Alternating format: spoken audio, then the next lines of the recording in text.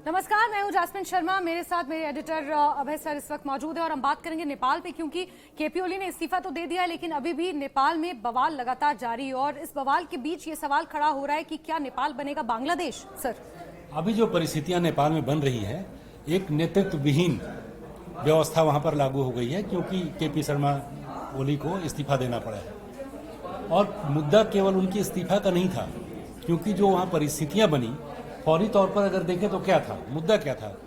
Social sites पर ban लग गया था, 26 साइट्स को बैन कर दिया गया था और कहा जा रहा है कि जेनजी ने इसके खिलाफ सड़कों पर उतरकर हल्ला बोल दिया, आंदोलन खड़ा कर दिया।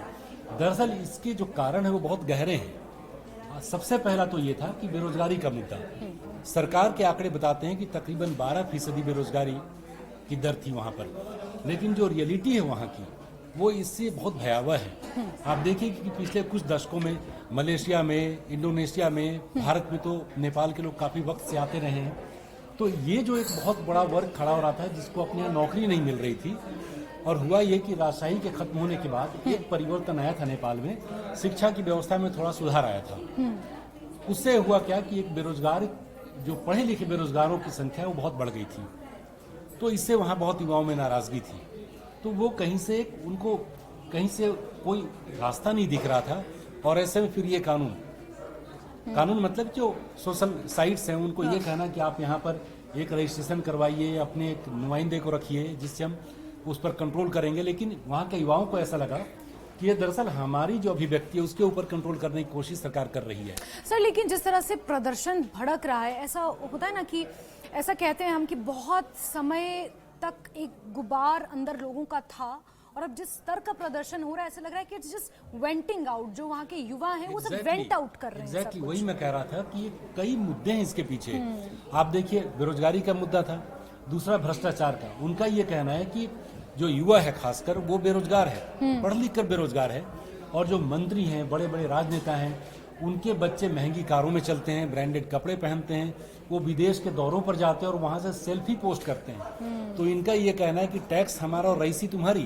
तो ये गुस्सा जो है बहुत दिनों से अंदर अंदर बल रहा था, और मौका पाते ही वो फूट पड़ा। बिल्कुल। 2015 का जिक्र भी जरूरी है, क्योंकि राजशाही खत्म हुई और नया संविधान लागू हुआ 2015 में, और उसमें कुछ ऐसे प्रोविजन, कुछ ऐसे प्रावधान जो अनएड्रेस्ड थे अभी तक, उनका भी जिक्र आ रहा है और उसका भी गुस्सा युवाओं में है, लोगों में है। वो भी इसी प्रदर्शन के जरिए सीधे जो है वो दो फेज, जो थोड़े बड़े लोग हैं वो दो फेज के बीच में तुलना कर रहे हैं, और जो नए बच्चे हैं जिनकी उम्र 20-25 साल के आसपास है, उन्होंने बेसिकली जब राजशाही खत्म हुई थी तो वो बहुत छोटे थे, उनको राजशाही के समय की दुश्वारियों का अंदाजा नहीं है। जो लोग पुराने लोग हैं उनको ये व्यवस्था पुराने के मुकाबले ठीक लगती है, लेकिन जो नए बच्चे आए हैं, जो जिसको हम जेनजी कह रहे हैं, उन्होंने तो 2008 के बाद की तीन सरकारों को देखा है, और उसमें देखा है कि किस तरीके से भ्रष्टाचार यहाँ बढ़ रहा है। तो उनके सामने पहले से वो तुलना नहीं कर रहे हैं, और सीधे जो व्यवस्थाएं हैं उसी में वो देख रहे हैं कि हम तो आस पड़ोस के जो देश है उसके मुकाबले काफी पीछे चलते चले जा रहे हैं। अगर हम पढ़ लिख जाते हैं तो हमें देश छोड़कर जाना पड़ता है नौकरी के लिए। तो ये परेशानियां उनके सामने खड़ी हो गई हैं, और इसके साथ साथ जो वाइड स्प्रेड बहुत सारे वर्ग इसमें शामिल हो गए हैं।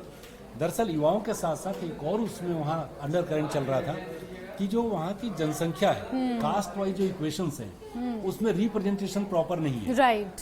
जैसे 50% जो पद हैं सियासत में और नौकरियों में वो ब्राह्मण क्षेत्रीय लोगों के पास हैं। मधेसी वहाँ, जबकि इनकी आबादी 30 से 35% है। मधेसियों की आबादी 20% है, उनका रिप्रेजेंटेशन 15% है। 35% वहाँ पर जो हैं वो लोअर कास्ट हैं, उनका रिप्रेजेंटेशन 5 से 7% है। तो कई वर्गों का गुस्सा एक साथ उबल रहा था, और खासकर वो युवाओं के कंधे पर चढ़कर वो बहुत विकराल रूप आ गया उसका। बिल्कुल बिल्कुल। यानी कि जातीय असंतुलन और जो नया संविधान लागू हुआ उसमें बहुत सारी डिस्पैरिटीज हम एक तरह से कह सकते हैं, ये तमाम चीजें कारण है कि नेपाल इस वक्त जल रहा है। क्या हम ये कह सकते हैं कि बांग्लादेश की राह पर नेपाल भी आगे बढ़ रहा है? अराजकता की जो स्थिति है वैसी ही है।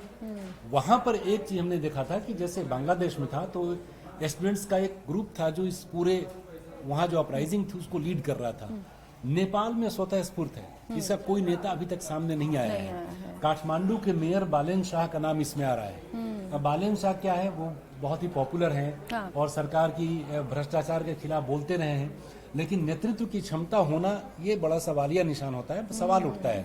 आप देखिए यूक्रेन की बात की जाती है, जेलेंस्की वहाँ पर बहुत पॉपुलर थे, टीवी शो प्रेजेंटर थे और उनके हाथ में लोगों ने सत्ता सौंपी। और अभी देखिए कम से कम ये तो हम कह ही सकते हैं कि यूक्रेन की हालत स्थिरता की तो बिल्कुल नहीं है। तो बात बांग्लादेश की हो, बात श्रीलंका की हो, अराजकता की स्थितियां वहां भी बनी थी। अब देखना है कि नेपाल में क्या कोई नेतृत्व इस आंदोलन से उभर कर सामने आता है। लेकिन ये बड़ी विडंबना है ना सर, देखिए बांग्लादेश भी हमारी नेबरिंग कंट्री, नेपाल भी हमारी नेबरिंग कंट्री, और वहां पर इस तरह की अराजकता, वहां से इस तरह के विरोध प्रदर्शन, क्या हमारे युवाओं पर, हमारे जेंजीज पर इसका कोई इम्प्लीमेंटेशन या इस तरह दोनों का में कोई बहुत असर? फर्क है, दोनों जगह की परिस्थितियों में बहुत फर्क है।